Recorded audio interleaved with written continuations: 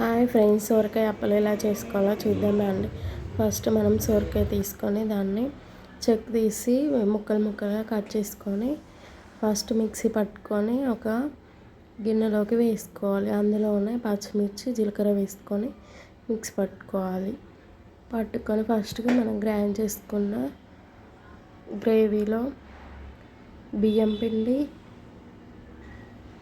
Onion, కొత్తిమీర, పుదీనా, first మనం గ్రైండ్ చేసుకున్న పచ్చిమిర్చి జీలకర్ర పేస్ట్ వేసుకోవాలి, కరివేపాకు వేసుకోవాలి, సాల్ట్ వేసుకోవాలి. అన్నీ వేసుకొని మంచిగా కలుపుకొని పక్కన పెట్టేసుకోవాలి.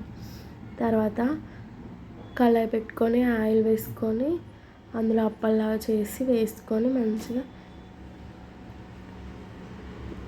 క్రిస్పీ అయ్యేంత వరకు ఫ్రై చేసుకోవాలి. అప్పల్ని ఫ్రై అయిన తర్వాత ఒక గిన్నెలోకి వేసుకోవాలి. చాలా టేస్టీగా ఉంటాయి. చూడండి ఎంత బాగున్నాయి.